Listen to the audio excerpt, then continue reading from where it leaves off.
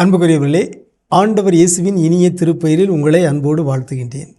இயேசுவின் ஆளுமை என்னும் தொடரில் இன்று இயேசு நம் மகிழ்ச்சியின் நிறைவு என்னும் செய்தியை உங்களோடு பகிர்ந்து கொள்வதில் நான் மகிழ்ச்சி அடைகின்றேன்.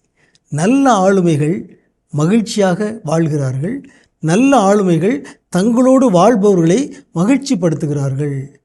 இயேசு மிகச்சிறந்த எடுத்துக்காட்டாக இருக்கிறார். இயேசு ஒரு மகிழ்ச்சியான மனிதர். அவர் நமது மகிழ்ச்சியை நிறைவு செய்கின்றார். இதை அவரே சொல்லியிருக்கிறார். யோவான் நற்செய்தி 15:11 நாம் வாசிக்கிறோம், என் மகிழ்ச்சி உங்களுள் இருக்கவும் உங்கள் மகிழ்ச்சி நிறைவு பெறவுமே இவற்றை உங்களிடம் சொன்னேன். அருமையான சொற்கள். இயேசு நம்முடைய மகிழ்ச்சியை நிறைவு செய்கிறார். மகிழ்ச்சிக்கும் ஒரு படிமுறை இருக்கிறது. மகிழ்ச்சியை பற்றி ஆண்டுதோறும் ஆய்வுகள் நடத்தப்பட்டு கொண்டே இருக்கின்றன. ஒவ்வொரு ஆண்டும் வேர்ல்டு ஹாப்பினஸ் ரிப்போர்ட் என்கிற அறிக்கை ஒன்று வெளிவந்து கொண்டே இருக்கிறது. உலக நாடுகளில் உள்ள மக்களிடம் மகிழ்ச்சியை பற்றிய ஆய்வை நடத்தி அதனுடைய முடிவுகளை ஆண்டுதோறும் ஒரு அறிக்கையாக வெளியிட்டு கொண்டே இருக்கிறார்கள். எந்த நாட்டில் உள்ள மக்கள் அதிக மகிழ்ச்சியாக இருக்கிறார்கள், அந்த மகிழ்ச்சியின் காரணிகள் என்ன என்பதை பற்றியெல்லாம் இந்த ஆய்வு முடிவுகள் நமக்கு தெரிவிக்கின்றன.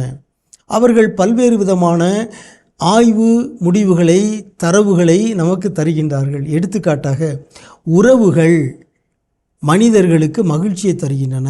பணம், கல்வி, செல்வம் இவற்றை விட மானிட உறவுகள் நமக்கு அதிக மகிழ்ச்சியை தருகின்றன.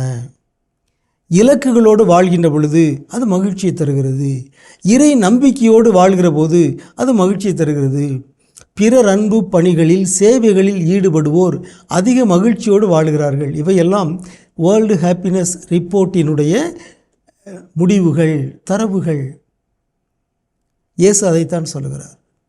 நீங்கள் மகிழ்ச்சியாக வாழ வேண்டும், உங்கள் மகிழ்ச்சி நிறைவு பெற வேண்டும் என்றால் நீங்கள் என்னோடு வாழுங்கள், என் கட்டளைகளை கடைப்பிடியுங்கள், அப்பொழுது உங்கள் மகிழ்ச்சி நிறைவு பெறும். ஆம் அன்புக்குரியவர்களே, நாம் மகிழ்ச்சியாக வாழ வேண்டும் என்றால், நம்முடைய மகிழ்ச்சி நிறைவு பெற வேண்டும் என்றால், நாம் இவ்வுலக மகிழ்ச்சிக்காக ஆர்வத்தோடு தேடாமல் இறைவனை தேட வேண்டும், இயேசுவை தேட வேண்டும். இயேசுவே நம் மகிழ்ச்சியின் நிறைவாக இருக்கிறார். உங்களுக்கு அமைதி உரித்தாகுக.